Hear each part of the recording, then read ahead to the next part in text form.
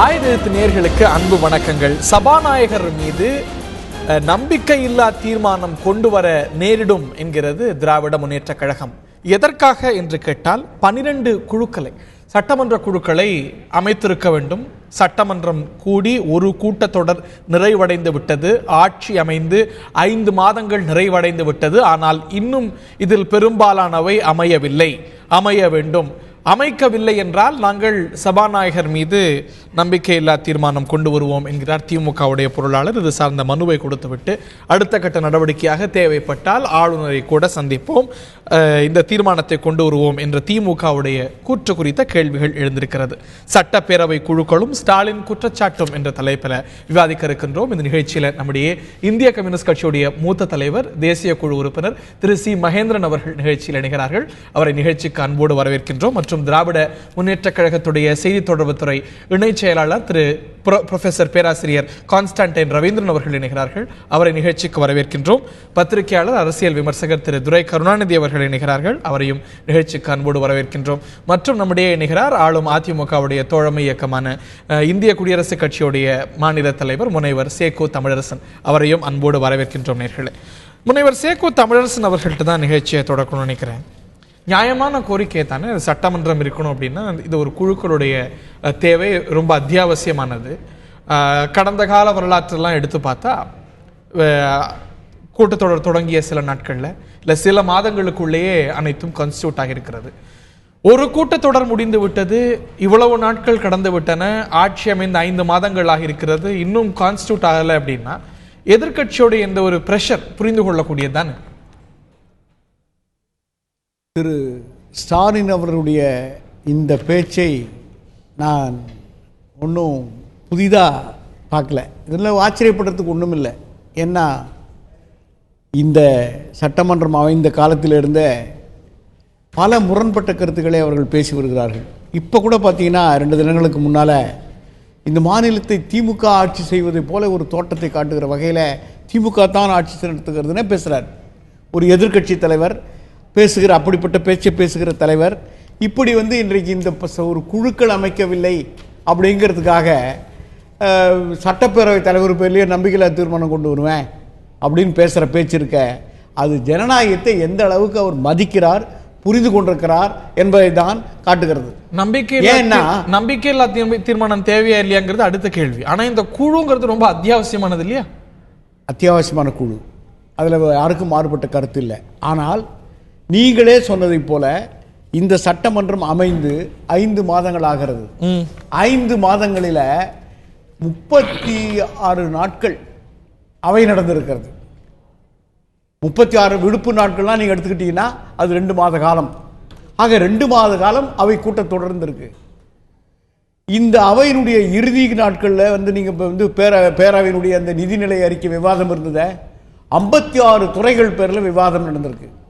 இந்த 56 துறைகள் பேரில் தனித்தனியாக விவாதம் நடக்கிற மரபு பிற மாநிலங்களில் இருக்கா, பாராளுமன்றத்தில் இருக்கான்னா கூட கிடையாது. நம்முடைய மாநிலம் அதே ஒரு மரபா இல்ல, இது தொடர் மரபா இது நம்முடைய மரபுன்னு தானே சொல்றேன். இது நான் அதிமுகவுக்கு மட்டும் ஒரு தனித்துவத்தோட சொல்லல. ஆனா அதே போல குழுக்கள் அமைவது, காலத்தே குழுக்கள் அமைவது அப்படிங்கிறது மரபா இருந்துட்டு இல்ல. நான் ஏன் சொல்ல வரேன்றதை சொல்ல வரேன். ஆக தமிழக சட்டப்பேரவையில் முதல்ல அவர் குறிப்பிடுகிற போது 12 குழுக்கள் அமைக்கப்படவில்லைங்கிறார். அதுவே தவறு. 11 குழுக்கள் அமைக்கப்படவில்லைன்னு அவர் சொல்லணும். ஏன்னா அவர் அப்படி சொல்லல. அவர் என்ன சொல்றாரு, மொத்தமா 12 குழுக்கள் இருக்குன்னு சொல்லிட்டு குழுக்கள் அமைக்கப்படலைங்கிறார். 12 குழுக்களும் அமைக்கப்படலை அப்படின்னு. ஆனா அவருடைய பேச்சினுடைய தோற்றம் அந்த 12 குழுக்கள் தான் சொல்லுது. ஒரு குழுவில் அவரே இடம் பெற்றிருக்கார். அலுவலாய்வு, அது செயல்பட்டு அலுவலாய்வு குழு, பிஎஸ்சி பிசினஸ் அட்வைசரி கமிட்டி, அதுல அவரை இடம்பெற்றிருக்கிறார். அது இயங்கி கொண்டிருக்கிறது, செயல்பட்டு பல குழுக்கள் இருக்குன்னு எண்ணிக்கையா சொல்லும் போது 12 இருக்குன்னு சொல்றாரு. குழுக்கள் அமைக்கப்படலைங்கிறார். 12 அமைக்கப்படலன்னு அவர் சொல்லல. ஆனா வெளியே இருந்து சரி, அதை நீங்க அந்த தோற்றம் எப்படியோ, ஆனா நீங்க சொல்ற விளக்கத்தை நான் ஏத்துக்கிறேன். ஆனால் தமிழக சட்டப்பேரவையை பொறுத்தவரையில் ஏன் நான் இந்த முன்னுரையை சொன்னேன், 56 துறைகளுக்கும் தனித்தனி விவாதம் அப்படின்னு ஏன் சொல்றேன்னா, தமிழக சட்டப்பேரவை பொறுத்தவரையில் இந்த குழுக்கள் எல்லாம் இருக்கிறதே, இவைகள் எந்த வகையிலும் அதிகாரமற்ற குழு. என்ன செய்யலாம்? இந்த குழுக்கள் பரிந்துரை செய்யலாம். அதிகாரம் எந்த குழுவுக்கும் ஆட்சி அது வந்து முடிவெடுக்கிற அலுவலாய்வு குழு எல்லாம் அப்படிதான். எல்லா குழுக்களும் முடிவெடுக்கிற அதிகாரமும் அவைகளுக்கு கிடையாது. எதுக்கு அலுவலாய்வு குழுவை தவிர்த்து அலுவலாய்வு குழு கூட அதுல பெரும்பான்மை மற்ற குழுக்கள்லாம் இருக்குல்ல. உங்களுக்கு வந்து estimate committee, public accounts committee, குழு அண்டர்டேக்கிங் கமிட்டியான அதுதான் நிதி குழுக்கள். வெறும் சடங்காக இந்த 4 குழு நிதி குழு உள்ளிட்ட இன்னொரு உரிமை குழு, இந்த 4 குழுக்களுக்கு மட்டுமே தேர்தல். ஏனைய குழுக்களுக்கெல்லாம் மற்ற குழுக்களுக்கெல்லாம் பேரவைத் தலைவரே உறுப்பினர்களை உறுப்பினர் கட்சியினுடைய விதாச்சாரத்துக்கு ஏற்ப நியமனம் செய்வார். அது நியமனம். 4 குழுக்கு மட்டும்தான் தேர்தல். அதுல உறுப்பினர்கள் இருக்கணும். இப்ப என்ன சொல்ல வரேன்னா, இந்த குழு கூடி முடிவெடுத்து எல்லா உறுப்பினர்களுடைய கருத்து இவையெல்லாம் இட் மேட்டர்ஸ். சும்மா சடங்கு சும்மா பேருக்கு இருக்குன்னு சொல்ல முடியாது. அதாவது இந்த குழுக்களுக்கு நான் முதல்ல சொன்னதை போல 2 மாத காலம் சட்டப்பேரவை கூட்டத்தொடர் நடந்ததனால் அப்போ அதுக்கு அதிகாரம் இல்லை இந்த குழுக்களுக்கு. ஏனைய இந்த விடுமுறை இருக்கிற அந்த 3 மாத காலம் இருக்குல்ல, இந்த 3 மாத காலத்துக்கு தான் அதற்கு இயங்குவதற்கான அந்த தார்மீக நெறி. அது அதனுடைய இயக்கமும் எப்படிப்பட்டது என்றால் பரிந்துரைக்கலாமே தவிர வேறு எதனையும் இப்ப இந்த குழுக்கள் செய்திட முடியாது. கடைசியா நான் சொல்ல வர்றது என்னன்னா, இதை சொல்லுவதற்கு எதிர்க்கட்சி தலைவருக்கு எந்த தார்மீக உரிமை இல்லை. ஏன்னா இந்த அவையினுடைய இந்த விவாத நிதிநிலை அறிக்கையின் பேர்ல விவாதத்தினுடைய இறுதி நாட்கள் இருக்க, அந்த இறுதி நாட்கள்ல தான் வழக்கமா இந்த குழுக்கள் அறிவிக்கப்படும். இது வரைக்கும் நீங்க எடுத்து பாருங்க, மரபு சொல்றீங்கல்ல, எதிர்க்கட்சி தலைவரே மரபு பார்க்கட்டும். எப்போ இந்த குழுக்கள் அமைக்கப்படும்னா நிதிநிலை அறிக்கையினுடைய விவாதம் முடிந்த கடைசி கூட்டத்தொடரினுடைய கடைசி சில நாட்கள்ல அறிவிக்கப்படும். இந்த கடைசி சில நாட்கள்ல திராவிட முன்னேற்ற கழகம் சட்டப்பேரவையில் எப்படி நிகழ்ந்தது, எப்படி நடந்தது இல்ல. ஏன்னா 79 சட்டமன்ற உறுப்பினர்கள் நீக்கம் செய்யப்பட்டிருந்தார்கள். அதுக்கப்புறம் 79 சட்டமன்ற உறுப்பினர்கள் நீக்கம் செய்யப்பட்டிருந்த நேரத்தில் எப்படி ஒரு தேர்தல் நடந்ததா? அதுக்கப்புறம் ஒரு வாரம் 4 குழுக்களுக்கு அதுக்கப்புறம் ஒரு வாரம் இருந்தது. அதுக்கப்புறம் விவாதம் நடந்துச்சுல்ல, கடைசி நாள்லயும் பங்கு கொண்டாங்க. அதான் சொல்றேன். இதெல்லாம் அந்த குறுகிய கட்டத்துல 4 குழுக்களுக்கான தேர்தலையும் மற்ற குழுக்களுக்கான நியமனத்தையும் எப்படி செய்ய முடியும்? காலதாமதம் என்பது ஒரு பெரிதுபடுத்துகிற செய்தியோ, இதற்காக பேரவைத் தலைவர் பேர்லயே நான் நம்பிக்கையில்லா தீர்மானம் கொண்டு வருவேன் சொல்ற அளவுக்கு மிக குறைந்த கொச்சைப்படுத்துகிற ஜனநாயகத்தை நான் ஏற்றுக்கொள்ள மாட்டேன். எதிர்க்கட்சி தலைவர் இந்த தாமதத்துக்கான அதிகாரத்தை இழந்திருக்கிறார். அதிகாரம் பெறுகிற அவசரத்துல இப்படி அவசரப்பட்டிருக்கிறார். இந்த தாமதத்துக்கான காரணத்தை ராஷ்டிரா நான் தொடர்ந்து முயற்சி பண்றேன், புரிஞ்சுக்கிறதுக்கு முயற்சி செய்யறேன். ப்ரொஃபசர் ரவீந்திரன் அவர்கள்ட்ட கேட்க விரும்பக்கூடிய கேள்வி, அவர் சொன்ன ஒரு விஷயம், இதுக்காக சரி அமைக்கல, சரி இதுக்காக நம்பிக்கையில்லா தீர்மானமா ஸ்பீக்கர் மேல அவ்வளவு என்ன அதீதமா நடந்து போச்சு? இதுல 2 விஷயத்தை தெளிவா புரிஞ்சுக்கணும். சபாநாயகர் மீது நம்பிக்கையில்லா தீர்மானம் கொண்டு வருவது நோக்கமா அல்லது குழுக்களை அமைப்பது தளபதியாரின் நோக்கமா என்பதை சாதாரண எந்த அரசியலுக்கும் அப்பாற்பட்டு பார்த்தால், ஒருவேளை சபாநாயகர் மீது நம்பிக்கையில்லா தீர்மானம் கொண்டு வருவதுதான் நோக்கம் என்றால் இன்றைக்கு அவர் பார்த்து இதை கொடுத்திருக்க வேண்டிய அவசியம் கிடையாது. ஏனென்றால் சபை கூடுகிற நேரத்தில் தான் நம்பிக்கையில்லா தீர்மானம் கொண்டு வர முடியும். அதுவரைக்கும் அமைதியாக இருந்துவிட்டு இவர் அமைக்கிறாரா அமைக்கவில்லையா என்று பார்த்துவிட்டு நம்பிக்கையில்லா தீர்மானத்தை கொண்டு வந்திருக்க முடியும். ஆனால் ஒரு நிமிடம் நான் பேசி முடித்து விடுகிறேன். ஆனால் அவருக்கு தேவையான கால அவகாசத்தை கொடுத்து ஜனநாயக மரபுப்படி நடக்க வேண்டியது நடக்க வேண்டும் என்கிற நல்லெண்ணத்தின் அடிப்படையில் தான் தளபதியார் அவர்கள், அது மட்டுமல்ல நண்பர் நமது அண்ணன் தமிழரசன் அண்ணனுக்கு தெரியும், ஏற்கனவே சட்டமன்றம் நடக்கிற போதே இந்த குழு அமைக்கப்பட வேண்டும் என்று அண்ணன் துரைமுருகன் அவர்களும் தளபதியார் அவர்களுமே சபாநாயகரிடம் சொல்லி இருக்கிறார்கள். அமைக்கிறேன் என்று அவர் சொல்லி இருக்கிறார். ஆக இருந்தும் இதை செய்யாத போது ஒரு ஜனநாயக ரீதியாக நடக்க வேண்டியது, அதாவது இந்த குழுக்கள் எல்லாம் அண்ணன் சொல்வதை போல ஒன்றும் பல்லில்லாத குழுக்கள் அல்ல. உரிமை மீறல் உரிமை பிரச்சனை குழுக்கள் அநேகம் பேரை சஸ்பெண்ட் செய்ததே இந்த உரிமை குழுவினுடைய தீர்மானங்கள். பரிந்துரை என்பது அல்ல, அந்த பரிந்துரை தான் இறுதி. அந்த உரிமை குழுவினுடைய கால் எடுக்கிறார்.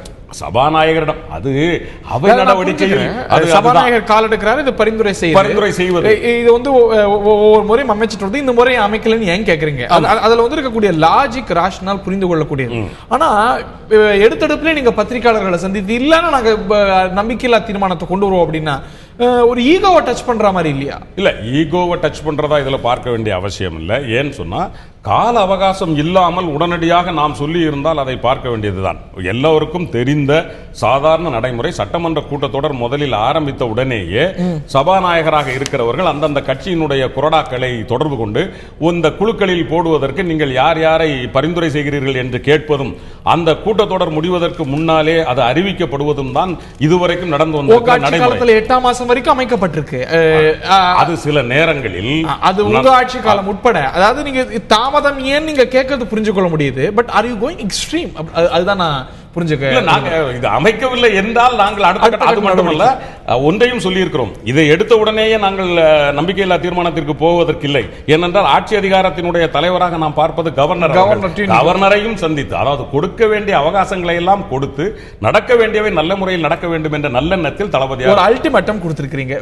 நான் திரு மகேந்திரன் அவர்கள்ட்ட கேட்க விரும்புவது, ஒரு பக்கம் இந்த குழு அமையணுங்கிற ஒரு கோரிக்கை, இல்லை என்றால் உச்சகட்டமாக நாங்க நம்பிக்கையில்லா தீர்மானம் கொண்டு வருவோம் அப்படிங்கிற இந்த ஒரு கருத்து, ரெண்டுத்தையும் எப்படி பார்க்கிறீங்க? அதாவது முதல்ல வந்து இந்த விவாதம் ஒரு பொதுமக்கள் விவாதமாக மாறி இருப்பதை நான் வரவேற்கிறேன். ஏதோ சட்டமன்ற உறுப்பினர்கள் அவங்க சம்பந்தப்பட்ட விஷயம்தாங்கிறது இல்லாமல் இதை வந்து மக்களும் புரிந்து கொள்ள வேண்டும், மக்களுக்கான ஒரு விஷயமா இதை பார்க்கணுங்கிற அம்சம் ரொம்ப முக்கியமானது. இதில் நாம் பார்க்க வேண்டிய விஷயமே என்னன்னு கேட்டிங்கன்னா, நம்முடைய தமிழ்நாட்டினுடைய சட்டமன்றம் இந்தியாவிலேயே மூத்த சட்டமன்றங்களில் ஒன்று. 1922ஆம் ஆண்டிலிருந்து அது தொடர்ந்து ஃபங்க்ஷன் ஆகி வருது. பெங்கால் ஃபஸ்ட்டு வருது, அதுக்கு அடுத்தபடியாக வருது.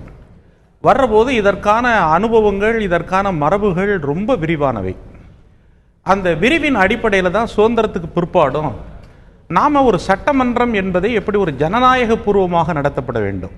அதாவது இங்கே வந்து ஒரு கேள்வி வந்தது, அந்த கேள்வி நியாயம் இல்லையாங்கிறத விட நான் எப்படி அந்த கேள்வியை பார்க்குறேன் அப்படின்னாக்க, இந்த குழுக்கள் எல்லாம் அதிகாரம் உள்ளவையா அதிகாரம் இல்லாதவையா அப்படிங்கிறது கேள்வி வந்து ஒரு முக்கியமானது அல்ல. சபை நடவடிக்கைகளை குழப்பமில்லாமல் நடத்துவதற்கு, எல்லா விதமான அமைதியையும் பாதுகாப்பதற்கு ஒரு ஜனநாயக அடிப்படையில் உருவாக்கப்பட்டிருக்கக்கூடிய ஏற்பாடுகள் தான் இந்த குழுக்கள். இந்த குழுக்கள் வந்து சட்ட விதி, அமைப்பு விதியை எடுத்து படிச்சிங்கன்னா 20வது அத்தியாயத்தில் கடைசியில் அதுதான் குறிப்பிடப்பட்டிருக்கிறது. அரசியலமைப்பு சட்டத்தினுடைய 208வது பிரிவின் அடிப்படையில், 8வது பிரிவு தான் சட்டமன்றங்கள் பற்றிய எல்லா விவரங்களையும் சொல்லுகிறது. அந்த அடிப்படையில் இந்த விதிகள் உருவாக்கப்படுது. அந்த விதிகள் தேவைப்படும் போது திருத்தவும் செய்கிறாங்க. ஆனால் அந்த விதிகள் சட்டமன்றத்துக்கு கட்டுப்பட்டது. அந்த விதிகள் அது திமுகவா அதிமுகவாங்கிற அடிப்படை இல்லை. இந்த உடனடியாக சட்டமன்றம் வந்த உடனேயே கட்சிகள் வந்து அந்த குழுக்களை அமைக்க வேண்டும். காரணம் என்னன்னாக்க, ஜனநாயகத்தை நெறிப்படுத்துவதற்காக ஜனநாயகத்தினுடைய அனுபவத்திலிருந்து உருவாக்கப்பட்டிருப்பது தான் அந்த குழுக்கள், அந்த விதிகள். அது இருந்தது அப்படின்னு சொல்லி அது செயல்படுறதுல நிறைய தவறுகள் இருக்கு, அல்லது ஆளுங்கட்சி தப்பா பயன்படுத்துறாங்க, எந்த ஆளுங்கட்சி வந்தாலும் தப்பா பயன்படுத்துறாங்கிறதெல்லாம் வேற விஷயம். ஆனால் அந்த குழுக்கள் அமைக்கப்பட்டிருக்க வேண்டும். இல்ல, இப்பயும் கூட கடந்த கூட்டத்தொடரிலையும் கூட சபாநாயகர் உத்தரவாதம் கொடுத்தார். 8ஆம் மாசம் வரைக்கும் இதுக்கு முன்பு அமைத்த முன்னுதாரணங்கள் பார்த்திருக்கோம். இந்த ஒரு ஸ்லைட் டிலே பெரிதுபடுத்தக்கூடியதா, அத்தனை அதீதமானதா, இல்ல புரிந்து கொள்ளக்கூடியதா? பெரிதுபடுத்த வேண்டியதில்லை.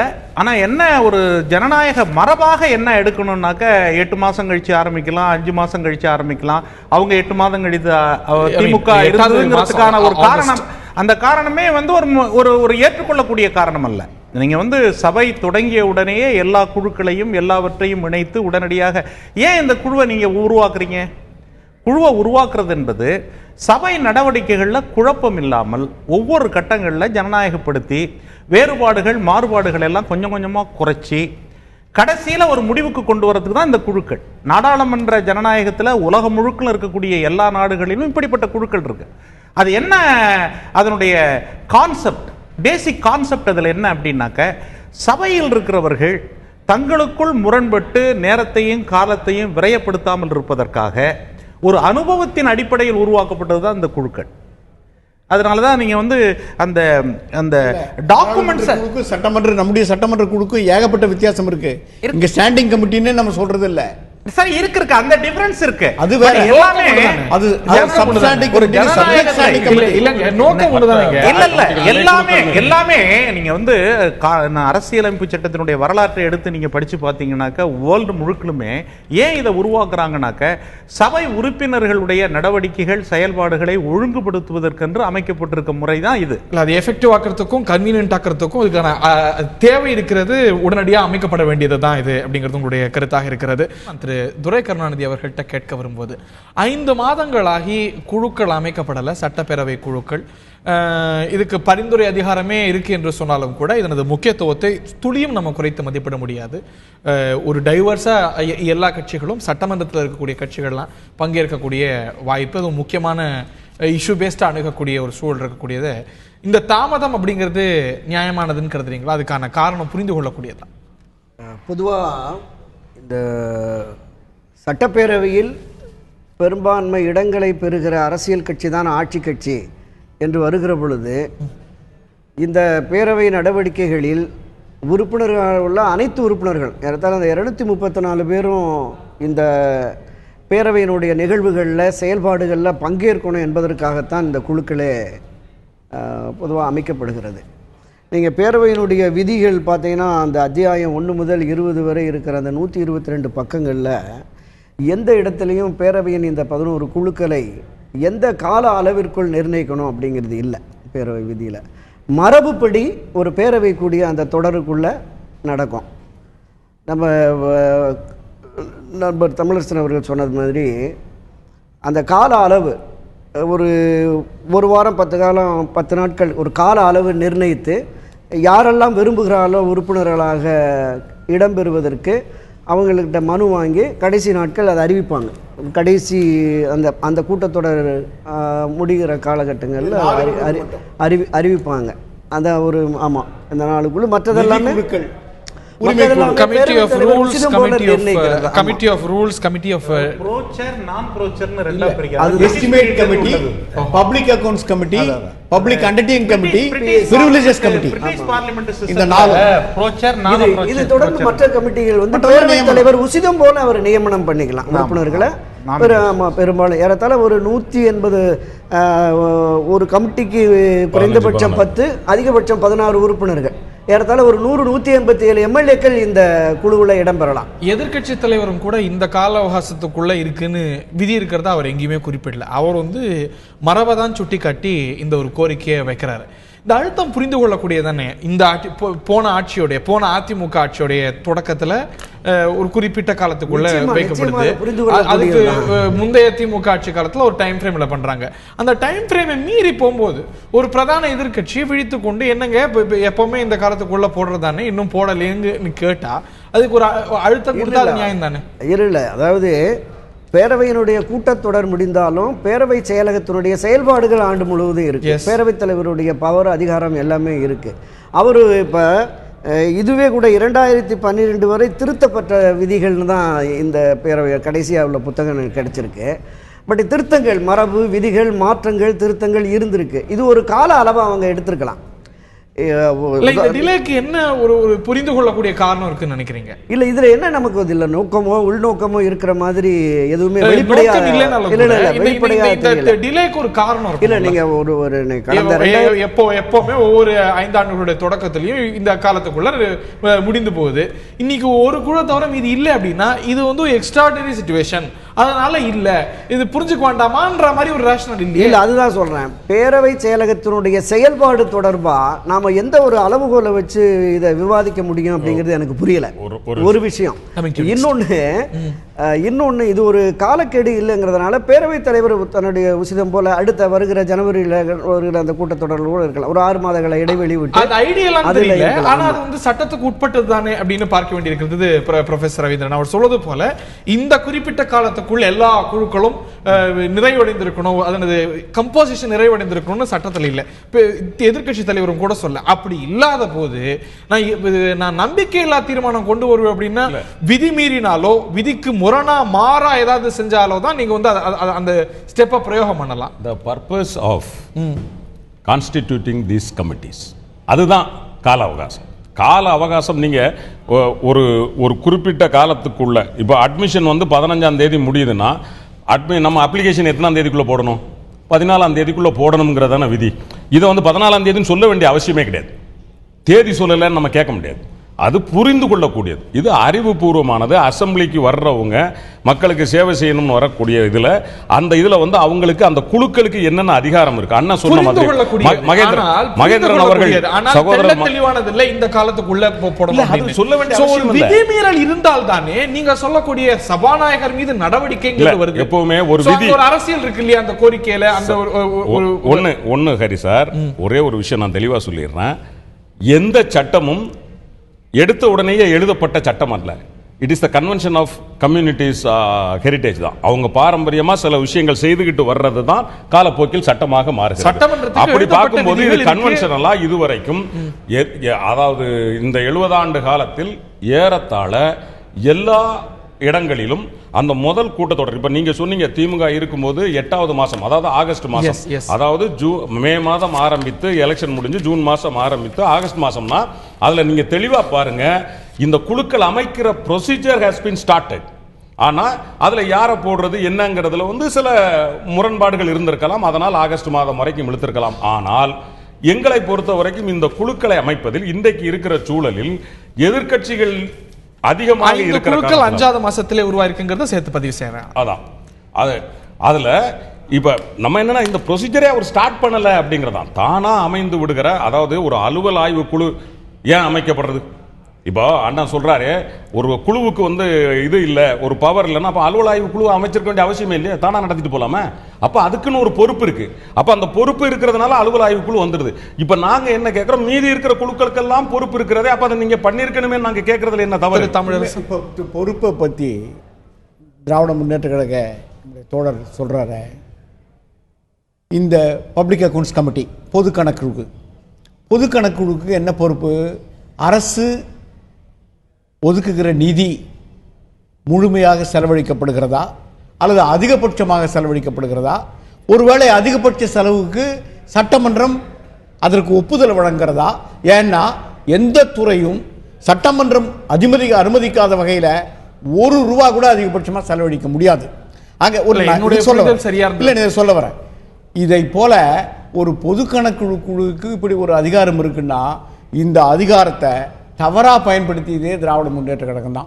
3 ஆண்டு காலம் 98 இருந்து 2001 வரைக்கும் 3 ஆண்டு காலம் அதிகபட்ச செலவுக்கு பொது கணக்குழுக்கு வந்து அதனுடைய ஒரு பரிந்துரையும் ஏற்றுக்கொள்ளாமல் அதுக்காக சட்டமன்றத்தில் எதையும் நிறைவேற்றாமல் நீங்க சொன்னால் இதில் வேடிக்கை 2011 அதிமுக ஆட்சியில திமுக ஆட்சியில அதிகபட்ச செலவுகளுக்கெல்லாம் ஒப்புதல் வழங்கப்பட்டது. இல்ல இது வந்து ஆட்சியில இது வந்து ஏற்கனவே முழுமையா சொல்லிடுறேன். இந்த பொது கணக்குழுக்கு கூட வந்து பொது கணக்குழுல சட்டமன்றங்களுக்கு வாடிக்கையா தலைவரா இருக்கிறது யாரு? தலைவர் எதிர்கட்சி தலைவர். எதிர்கட்சியிலிருந்து யாராவது எதிர்கட்சியிலிருந்து மற்றவங்க. ஏன்னா இம்முறையும் அந்த மரபுப்படி பொது கணக்கு குழுவுடைய தலைமை எதிர்கட்சிக்கு தான் கிடைக்கணும் இல்லையா? அந்த மரபுகளையும் உடைத்தெறிந்தது திராவிட முன்னேற்ற கழகம். 69 பேர் இடம்பெற்றிருந்த அண்ணா திராவிட முன்னேற்ற கழக சட்டமன்ற கட்சியை புறக்கணித்து மற்ற தோழமை கட்சிகளுக்கு திரு ஞானசேகரன் இருந்தார், திரு ராமசாமி இருந்தார், திருமதி யசோதா இருந்தார். இவர்கள் அப்படியெல்லாம் இல்ல தொடர்ந்து அப்படியெல்லாம் இல்லாம இப்ப வர இருக்கக்கூடிய பொது கணக்கு குழுவுடைய கம்போசிஷன் பிரதான எதிர்க்கட்சியான திமுகவுக்கு தலைமை கொண்டுதான் இருக்கும் இல்லையா? ஏன்னா நீங்க அப்படி செய்ய மாட்டீங்க இல்ல. அந்த மரபுகளுக்கு எந்த சட்டங்கள் பொருந்தியதோ அதே சட்டங்கள் தான் இப்போது ஏற்பட்டிருக்கிற சில தாமதத்துக்கும் பொருந்துகிறது. இது ஒரு சிறிய தாமதம். இது ஒண்ணு வந்து ஒரு பெரிய மரபு மீறிய எந்த தார்மீக நெறியிலும் மீறிய நடவடிக்கை அல்ல. அதாவது காங்கிரஸ் அண்ணா திராவிட முன்னேற்ற கழகம் சட்டத்தின்படி 2 அல்லது அதற்கு மேற்பட்ட எதிர்க்கட்சிகள் இருக்குமேயானால் அவற்றில் அந்த எதிர்க்கட்சிகளுக்கு வாய்ப்பளிக்கப்பட வேண்டும் என்றுதான் இருக்கிறது. திராவிட முன்னேற்ற கழகம் ஆளுங்கட்சியாக இருக்கிற போது காங்கிரஸ் எதிர்க்கட்சியாக இருக்கிறது, காங்கிரசுக்கு வாய்ப்பு கொடுக்கப்பட்டிருக்கிறது, அவ்வளவுதான். இதில் மீறி அதை திமுக ரைட். ஆனா எவ்வளவு நகமும் சதயம் போலதான் சட்டமன்றத்தில் நீங்க 2 பேரும் இது பண்ணீங்க. அந்த 69 பேர் 60க்கு மேற்பட்ட உறுப்பினர்கள் அதிமுக இருந்தாங்க. அப்படிங்கும்போது நீங்க பயன்படுத்தி பிரதான எதிர்கட்சியான அதிமுகவுக்கு அந்த வாய்ப்பு 4 பேர் அதிமுக 96ல 4 பேர் அதிமுக இருக்கும் போதும் அவர்களுக்கு குழுவிலே நாங்கள் கொடுத்திருக்கிறோம். 2006 ஜனநாயக முறைப்படி குழுக்களிலே கொடுத்திருக்கிறோம். 4 பேர் இருக்கும்போது முழு அதிகாரம். நான் திரு மகேந்திரன் அவர்கள்ட்ட கேட்க வரும்போது இதை தாமதம் இயல்பா நடக்கிறத காட்டிலும் தாமதம் புரிஞ்சுக்க முடியுது. ஆனால் ஒரு நோக்கம் இருக்குன்னு கட்டாய நோக்கம் இருக்கு. அதாவது இன்னைக்கு இருக்கக்கூடிய ஆளும் கட்சி எதிர்கட்சி இது எல்லாத்துக்குமே நோக்கம் இல்லை என்று கூறிவிட முடியாது. ஒவ்வொருத்தருக்கும் ஒரு நோக்கம் இருக்கு. It's called as hidden agenda. மறைமுகமான ஒரு திட்டம் இருக்கத்தான் செய்யுது. ஆனால் இதில் மறைமுகமான திட்டம் ஒவ்வொருத்தருக்கு இருக்கலாம். அணுகுமுறை, தங்களுடைய கட்சி அரசியல் கொள்கைகளை வகுக்கிறதுக்கான முறைகள் எல்லாம் இருக்கலாம். ஆனால் ஒரு எழுதப்பட்ட விதியை அமுல்படுத்தணும். இதில் இன்னும் நான் வலியுறுத்தி இங்கே சொல்லக்கூடிய விஷயம் என்ன அப்படின்னு சொன்னாக்க, நாடாளுமன்ற ஜனநாயக மரபுகளை நாம் காப்பாற்றி நிலைநிறுத்த வேண்டிய பொறுப்பு சட்டமன்றத்துக்குள்ள இருக்கிறவங்கள்ட்டையும் இருக்கு, வெளியில் இருக்கிற நமக்கும் இருக்கு. அதனால தான் நம்ம இந்த விவாதங்கள் எல்லாம் இங்கே நடத்திட்டு இருக்கிறோம்.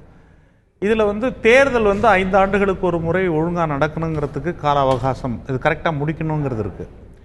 ஆனால் இதெல்லாம் அப்படி இல்லை. அப்படி இல்லை அப்படின்னாக்கா நீங்கள் பாட்டுக்கு 5 வருஷம் கழித்து கடைசி நேரத்தில் அமைச்சிக்கலாம்னு அர்த்தம் கிடையாது. அதனுடைய செயல்பாட்டினுடைய விரிவாக்கத்துக்கு அது அவசியமானது. அதனால் உடனடியாக இதை அமைப்பது என்பதுதான் சரியானது. இது உள்நோக்கம் இருக்கா இல்லையா என்பதையெல்லாம் மீறி ஒரு ஜனநாயகத்தை பாதுகாக்கணும், பாராளுமன்ற நடைமுறைகளுக்கு ஒரு இழுக்கு வராமல் அதை மேலும் மேலும் ஒவ்வொரு காலத்திலையும் வலுப்படுத்தி வந்திருக்குது. பாராளுமன்ற ஜனநாயகம் என்பது அது ஒரே நாளில் ஒரு நிமிடத்தில் வளர்ந்துறதில்லை. பல்வேறு அனுபவங்கள், போராட்டங்கள், கருத்து மோதல்கள், இதன் அடிப்படையில் வளர்ந்து தான் ஒரு உயர்ந்த நிலைமைக்கு வருது. அதனால தான் மாத்திரம் தேவையானதை நீக்கிறோம், புதுசாக சேர்த்துக்கிறோம், இதெல்லாம் இருக்கு. ஆனால் இன்றைய காலகட்டத்தில் தமிழ்நாடுங்கிறது திமுக அதிமுக 2 மட்டும் கிடையாது. ஓட்டு போட்டு வந்திருக்கிறாங்க. ஆனால் 2 சட்டமன்றத்தில் இருக்கலாம். ஆனால் நாடாளுமன்ற ஜனநாயக மரபுகளை பாதுகாக்க வேண்டிய கடமை என்பது ஒட்டுமொத்தமான ஜனநாயக சக்திகளுக்கும் அதன் மீது நம்பிக்கை கொண்டவர்கள், பத்திரிகையாளர்கள் எல்லாருக்கும் இருக்கு. நோக்கம் கொண்டதாங்கிறத விட இது தேவையானது அப்படிங்கிறது, தேவையானது மட்டுமல்ல, இட் மஸ்ட், அது கட்டாயம் அதை செய்தே தீர வேண்டும் என்கின்ற அளவிற்கு அதை நம்ம புரிஞ்சுக்கணும். முக்கியமான விஷயத்தை எழுப்பியிருக்கிறார் தான் திரு தமிழரசன் அவர்கள்ட்ட கொண்டு வர ஒரு டைம் ஃப்ரேம் இல்லைங்கிறதுனாலே 5வது வருஷத்தோட இறுதியில் பண்ணலாம் அப்படிங்கிற கேள்வி எழுந்திருக்கிறது. அதை தாண்டிய கேள்விகளும் எழுந்திருக்கு. நான் திரு துரைக்கருணாநிதி அவர்கள்ட்ட கேட்க வரும்போது, இன் பிராக்டிஸ் இந்த ஒரு குழுக்களில் பெரும்பாலும் தியரட்டிக்கலி ஆல்சோ ஆளுங்கட்சி உறுப்பினர்களுக்கு தான் அதிகமான வாய்ப்பு கிடைக்க போகுது. ஆக அவங்களுடைய கருத்து தான் மேலோங்கிறதுக்கான வாய்ப்பும் இருக்கிறது. எனில் இதில் இவ்வளோ இன்சிஸ்ட் பண்ணுறதுக்கு, எதிர்கட்சி இன்சிஸ்ட் பண்ணுறதுக்கான காரணம் என்ன நினைக்கிறீங்க? நீங்கள் இப்போ கடந்த காலகட்டங்களில் கூட 91, 96, 2001, 2006, 2011, 2016 காலகட்டங்களில் கூட பல்வேறு எதிர்கட்சிகளுக்கு, குறிப்பாக திமுக தவிர்த்த பல கட்சிகள் இருந்தாங்க. காங்கிரஸ், சிபிஐ, சிபிஎம், பாட்டாளி மக்கள் கட்சி இருந்தது. அவங்களுக்கு தேவையான ஷேர், மற்ற உறுப்பினர்கள் நியமனம் எல்லாருக்குமே கிடைச்சது. இப்போ இந்த முறை திமுக உறுப்பினர்கள் அதிகமாக இடம்பெற்றதுனால அவங்களுக்கு அதிக வாய்ப்புகள் கிடைக்கிறதுக்கு நிச்சயமாக இந்த குழுவில் இடம்பெறுவதற்கு கூடுதல் வாய்ப்பு அதிகமாகவே அவங்களுக்கு இல்லை. இதில் எந்த மாற்றமும் இருக்க போகுது, அதுக்காக சொல்ல வரேன். இந்த குழுவில் அப்படி இடம்பெற்றாலும் கூட நம்ம இயல்புக்கு மீறின ஒரு தாமதம் இருக்கும்போது இது ஒரு காரணமாக அவங்க சந்தேகிக்கலாம்ல. இல்லை, அதுதான் சொல்கிறேன். இந்த குழுவுக்கு இப்போ இதில் முதல் குழுவே மதிப்பீட்டு குழுன்னு ஒரு குழு, அதுக்கு நிறைய அதிகாரம் இருக்கிற மாதிரியான ஒரு இது போட்டிருக்காங்க. நிர்வாகத்தில் செயல்திறனையும் சிக்கனத்தையும் கொண்டு வர மாற்றுக் கொள்கைகளை எடுத்து கூறுதல், மதிப்பீட்டில் அடங்கியுள்ள கொள்கையின் வரம்புக்குட்பட்டு பணம் நன்கு செலவிடப்படுகிறதா என்பதை ஆராய்தல், சட்டமன்றத்தில் எந்த வடிவில் மதிப்பீடுகள் அளிக்கப்பெற வேண்டும் என்பது குறித்து ஆலோசனை கூறுதல். இப்படியெல்லாம் சொல்லிட்டு இறுதியாக என்ன சொல்கிறாங்கன்னா, இந்த குழு நிதி ஆண்டு முழுவதும் மதிப்பீடுகள் பற்றிய ஆய்வினை தொடர்ந்து நடத்தலாம், ஆய்வு தொடர்கையில் தனது அறிக்கையை அவ்வப்போது பேரவைக்கு அளிக்கலாம், எந்த ஒரு ஆண்டின் அனைத்து மதிப்பீடுகளையும் இக்குழு ஆய்தல் வேண்டும் என்ற கட்டாயம் இல்லை, பேரவைக்கு குழு அறிக்கை எதையும் அளிக்கவில்லை என்றாலும் அதனை பொருட்படுத்தாது மானிய கோரிக்கைகள் மீது வாக்கெடுப்பு நடைபெறலாம். முதல் குழு மதிப்பீட்டு குழுவுக்கு இதுதான் அதிகாரம். அதனால் தோழர் சொன்ன மாதிரி ஒரு முழுமையான அதிகாரம் பெற்றதாக இது இல்லை. பேரவை அதிகாரம் இல்லை அப்படின்னா நீங்க நாடாளுமன்ற ஒரு பாதிப்பு இருக்கக்கூடிய அதிகாரத்தை நம்ம பார்க்கிறோம். ஒரு விஷயம் இல்லைங்கிறதுக்காக அதை அமைக்காம விடுவதா, பலப்படுத்துறதுக்கான இன் பிராக்டிஸ் இன் தியரி அதை பலப்படுத்துறதுக்கான நடவடிக்கை. நானுமே கடந்த 1980 36 ஆண்டுகளாக பேரவை நடவடிக்கைகளை பார்த்துக்கிட்டு இருக்கேன். சட்டப்பேரவை கூடிய உடனே 1 மணி நேரம் கேள்வி நேரம் முடிந்ததும் அடுத்து ஒரு அஜெண்டா வரும். குழுக்களின் அறிக்கை அளித்தல்னு பேரவைத் தலைவர் வாசிப்பார். உடனே ஒரு 4 குழுக்கள் பேரை சொல்லி அவங்க அறிக்கை சமர்ப்பிப்பாங்க. எழுந்து பேரவைத் தலைவருக்கு வணக்கம் சொல்லிவிட்டு இந்த அறிக்கை சமர்ப்பிக்கப்படுகிறது அப்படின்னு சொல்லிட்டு அவர் உட்காந்துருவார். போனால் ஒரு 4-5 புக்கு தருவாங்க. அதுதான் ஒரே அந்த உரிமை மீறல் குழு இருக்குல்ல, அந்த அவை உரிமை மீறல் குழு, அதுதான் அந்த குழு தான் அதிகாரம் படைத்ததாக அதனுடைய தீர்ப்பின் அடிப்படையில் நடவடிக்கை உறுப்பினருக்கு ஒரு மாறுபட்ட கருத்து இருக்கலாம், அதை பதிவு மிகப்பெரிய அதிகாரம் பேரவைத் தலைவர் அவையிலே வச்சு நிறைவேற்ற அது தொடர்பாக பரிந்துரை தான். சபாநாயகர் இஸ் த ஹெட், அவர் தான் அதை முடிவு பண்றாருங்கிறது வேற விஷயம். ஆனால் அதுல உள்நோக்கம் இருக்கிறதுக்கு வாய்ப்பு இல்லைங்கிற, ஏன்னா எல்லா எதிர்கட்சிகளுக்கு போயிருக்கு. நான் அடுத்து உங்கள்கிட்ட வரேன். நான் திரு தமிழரசன் அவர்கள்ட்ட கேட்க வரும்போது இது திரு ஸ்டாலின் சொல்றாரு சீரியஸா எடுத்துக்க வேண்டாம், அவர் இதனால சொல்றாரு நோக்கம் அப்படிங்கிறீங்க. இதற்கு முன்பு போன கூட்டத்தோட இறுதியில் இன்னொரு முக்கியமான விஷயத்தையும் வலியுறுத்தினார். அதை தொடர்ந்து வலியுறுத்தி வந்துட்டு இருக்கிறார். பல துறைகளுக்கு செயலாளர்களே இல்லை. நீங்க குழுக்கள் அமைக்கல அப்படிங்கிறது ஒரு கன்சர்ன் அப்படின்னா, பல குழுக்களுக்கு செயலாளர்களே இல்லைன்னு இன்னொரு அழுத்தத்தை கொடுத்தார். இப்பயும் கூட 7 பிரதான துறைகளுக்கு செயலாளர்கள் இல்லை. இந்த மாதிரி இயல்பா இருக்க வேண்டிய விஷயங்கள் எல்லாமும் கூட குழுக்கள் இருப்பது, துறைகளுக்கு செயலாளர்கள் இருப்பது, இதெல்லாமும் கூட ஒரு எதிர்க்கட்சி அழுத்தம் கொடுக்க வேண்டிய ஒரு சூழ்நிலை இருக்குமான அது ஆரோக்கியமானதான். துறைகளுடைய செயலாளர்கள் என்பது சட்டமன்ற நடவடிக்கைகளுக்கு இல்ல, அது அப்பாற்பட்டது. இப்போ இந்த குழுக்கள் நியமனத்தில் ஒரு சிறு இடைவெளி ஏற்பட்டிருக்கிறது என்பதில் யாருக்கும் அது ஒரு ஏற்பட்டிருக்கிற யதார்த்தமான சூழ்நிலை.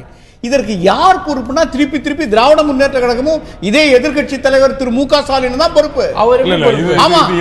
கடந்த சட்டமன்ற கூட்டத்தொடரில் அந்த கூட்டத்தொடருடைய கடைசி வாரத்தை ஒரு அசாதாரண நிலைக்கு கொண்டு வந்து அந்த அசாதாரண நிலையில 89 சட்டமன்ற உறுப்பினர்கள் நீக்கப்பட்டார்கள்.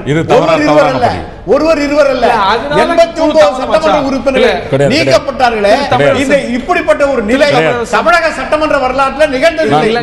எதிர்க்கட்சி தலைவரை மசோதாவை கிழித்து பேரவைத் தலைவர் மேல வீசி நீங்கள் பார்த்திருப்பீர்கள். அடிக்கடி நடந்திருக்கு இந்த மாதிரியான காட்சிகள். அடிக்கடி அடுத்து உங்களுக்கு 89 சட்டமன்ற உறுப்பினர்கள் நீக்கப்பட்டது, அவையிலிருந்து நீக்கப்பட்டது. இப்ப குறுகிய கால சட்டமன்ற கிடையாது. அந்த அசாதாரண நிலையை உருவாக்கி, அதாவது பேரவைத் தலைவரை பொறுத்த வரைக்கும் அந்த சூழ்நிலைகள்ல இந்த நியமனங்களை தள்ளி போட்டிருக்கலாம். இந்த சட்டமன்ற கூட்டத்தொடர் வருகிற சட்டமன்ற கூட்டத்தொடர் இது சட்டமன்றம் இது ஒரு கூட்டத்தொடர் முடிஞ்சிருந்தாலும் கூட இந்த செக்ரட்டரியேட் தொடர்ந்து இயங்கும் அப்படின்னு இந்த பணிகளை இல்லாத காலத்துல செய்ய முடியாத நான் புரிதல் இல்ல. சட்டமன்றம் நடைமுறையில் இருக்கிற போது அது எளிது. அப்புறம் அசாதாரணமான சூழ்நிலை உருவாச்சு. அதுக்கப்புறம் முடிஞ்சு ஏன்னா ஒரு உறுப்பினர் அதை முன்மொழியணும், இன்னொரு உறுப்பினர் வழிமொழியணும். இந்த மரபுலாம் இருக்கு. அதனால கூட்டத்தொடர் நிகழ்ந்த போது பேரவைத் தலைவருக்கு அது எளிதா இருக்கலாம்.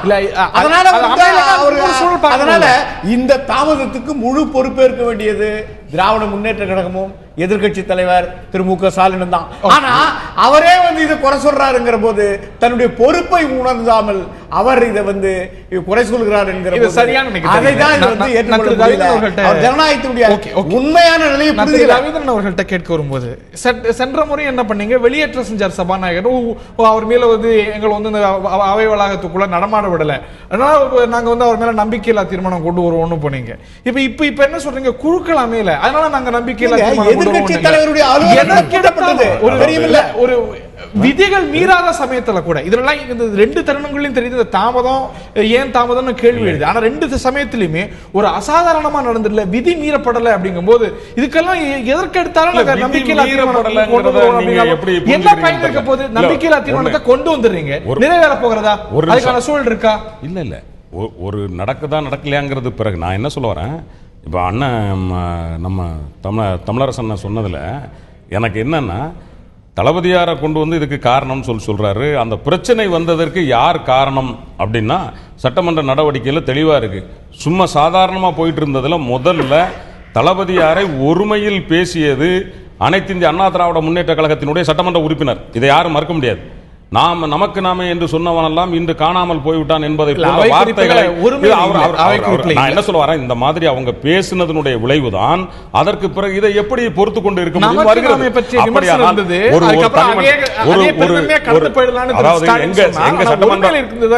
எங்க சட்டமன்ற உறுப்பினரை பொறுத்த வரைக்கும் தளபதியார் எதிர்க்கட்சி தலைவர் மட்டுமல்ல, எங்களுக்கு அவர் அங்கு தலைவராக இருந்து பண்ணி கொண்டிருக்கிறார். அவரை பேசுகிற போது எங்களுக்கு உண்மையான அந்த உணர்வு இருந்தால் இந்த கொந்தளிப்பு வரத்தான் செய்யும். இதை தூண்டியவன் மீது சட்டப்படி எடுக்க வேண்டிய நடவடிக்கையை விட்டுவிட்டு அவையில் இல்லாதவர்களை எல்லாம் ஒட்டுமொத்தமாக ஒரே இதில் அவர் செஞ்சாருன்னா அப்படி நீங்களும் செஞ்சிருக்கீங்க. 8 முறை செஞ்சிருக்கீங்க திமுக ஆட்சி காலத்துல. அதுக்கான காரணம் 2 தரப்புலையும் நம்ம விரிவா பேசியிருக்கோம். அது காரணமா இருக்க முடியும். அது வந்து ஒரு வெளியேற்றப்பட்டாங்கிறது வந்து தாமதத்துக்கான காரணமா இருக்க முடியுமா அப்படின்னா என்னால் அதை சரின்னு ஒத்துக்க முடியல. But still are you going to the extreme அப்படிங்கறத நான் கேட்கல. எக்ஸ்ட்ரீம் போறதுல இப்ப என்னன்னா அவங்க வந்து அந்த எங்களை வந்து டிஸ்மிஸ் பண்றாங்க. 89 பேரையும் வந்து ஒரே இதுல வந்து எந்த இதுவும் இல்லாம, அதாவது நடைமுறையில இந்த நோட்டீஸ் கொடுக்கணும் அவங்களுக்கு ஒரு இது கூட இல்லாம தப்புன்னு அதை முடிக்கிறாங்க.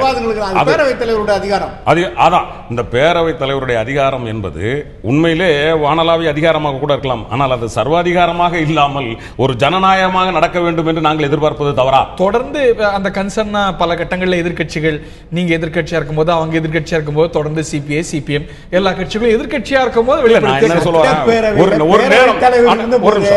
ஓட்டி சட்டமன்றம் கூட்டிய பெருமையும் வரலாறும் படைத்தது திராவிட முன்னேற்ற கழகம். எப்போ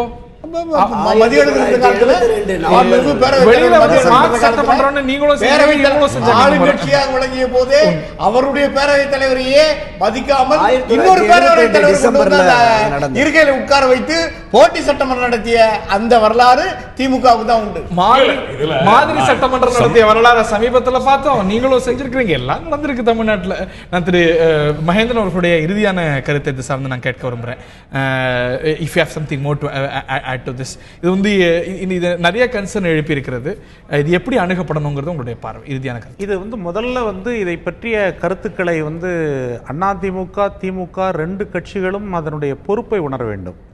அதே போல் நண்பர் கருணாநிதி ஊடகவியலாளர் கூறுறதுல எனக்கு கருத்து வேறுபாடு இருக்குது. என்ன அப்படின்னு கேட்டிங்கன்னா, ஒன்று செயல்படலைங்கிறதுக்காக வேண்டியே அது தேவையில்லை அப்படின்னு சொன்னோம்னாக்க ஜனநாயக மரபுகளுக்கு ஒரு அர்த்தமே கிடையாது. போலீஸ் ஸ்டேஷன் செயல்படலை, அதுக்காக மூடிட முடியுமா? நீதிமன்றம் செயல்படலை, அதை மூடிட முடியுமா? அதே போல் ஒரு நீண்ட அனுபவத்தின் அடிப்படையில் ஒரு சபையை இப்படி நடத்த வேண்டும் என்பதற்கான ஒரு எடுக்கப்பட்டிருக்கிற விதிமுறைகள் செயல்படலைங்கிற காரணத்தை காட்டி அது தேவையில்லை அப்படிங்கிற மாதிரியான ஒரு உணர்வுக்கு வருவது சரியல்ல. அநேகமா திமுக 2 அசாதாரணமானது அல்ல, காலதாமதமானது அப்படிங்கிறது தவறு இல்லை. அப்படின்னாக்க ஒரு 6 மாசம் 1 வருஷம் அது செயல்படாம இருக்குன்னு வச்சுக்கோங்களேன், அது வந்து பிரச்சனைகளை இன்னும் கூடுதலாக தான் கொண்டு போகும். என்னுடைய அபிப்பிராயமே வந்து என்னைக்குமே ஜனநாயகத்தை வலுப்படுத்தக்கூடிய காரணிகளை நாம் முன்னு கொண்டு வரணும். இப்போ திமுக அதிமுக அவங்க 2 பேருக்கும் வந்து உள்ள பிரச்சனைகள் பல பிரச்சனை, அதிகாரம் சம்பந்தப்பட்ட பிரச்சனை, இன்னும் பல பிரச்சனைகள் இருக்குது. அது சட்டமன்றம் வரைக்கும் வருது. அது கடந்த கால வரலாறு என்னங்கிறதெல்லாம் நமக்கு தெரியும். ஆனால் இதை மீறி இதை வலுப்படுத்துவதற்கான ஒரு முறையும் இதே நான் சொல்கிறேன். கேரளாவில் இது நடந்திருந்ததுனாக்க ஊடகங்களும் அதே போல் மக்களும் பொதுமக்களும் இதற்கான கருத்துக்களை மக்கள் மத்தியிலிருந்து அதை கொண்டு வந்திருப்பாங்க. ஏன் இது செயல்படலைன்னு. இப்போ தமிழ்நாட்டை பொறுத்த வரைக்கும் சட்டமன்றத்தோட பிரச்சனை, திமுக அதிமுக பிரச்சனை, அவங்க 2 பேரும் தானே அங்கே இருக்கிறாங்க, மற்றவங்களுக்கு அதில் தலையிட வேண்டிய அவசியம் இல்லை அப்படிங்கிற ஒரு உணர்வு இருக்குது. ஆனால் சட்ட விதிகளுக்கு உட்பட்ட அந்த துறைகள் குறிப்பிட்ட காலகட்டத்துக்குள்ளே கொண்டு வர வேண்டும் என்பதை எதிர்காலத்தில் அமுல்படுத்துவதை அனைமா ஒரு தீர்மானமாக கூட கொண்டு வந்து ஆளுங்கட்சி எதிர்கட்சி எல்லாம் கொண்டு வந்து நடைமுறைப்படுத்துவது நல்லது. ஒரு இதனது தேவை அப்படிங்கிறது ரொம்ப முக்கியமானது, இதில் மாற்றுக்கிறதே இல்லை. திரு மகேந்திரன் சொன்னது போல இது ஏதோ சட்டமன்ற பிரச்சனை இல்லை. இந்த குழுக்கள் எல்லாம் அணுக போவது சட்டமன்ற பிரச்சனைகள் அதன் ஊடாக மக்கள் பிரச்சனைகளை தான். எனவே அதனது முக்கியத்துவத்தை குறைத்து மதிப்பிட வேண்டியதில்லை. அதில் வந்து இயல்பா நடைமுறையில் சிலது வலுவற்றதாக இருக்கிறதுங்கிற விமர்சனம் இருக்குமானால் அதை வலுப்படுத்த வேண்டுங்கிற ஒரு பார்வையும் சேர்ந்தே இருக்கிறது. இதற்கான தாமதம் புரிந்து கொள்ளக்கூடியதா, தாமதம் அதீதமானதா, இது பல கட்டங்களில் தொடரக்கூடிய விவாதமாகவே இருக்க போகிறது. இந்த நிகழ்ச்சியில் பங்கு கொண்ட விருந்தினர்கள் அனைவருக்கும், பார்த்த நேர்களுக்கும் நன்றி.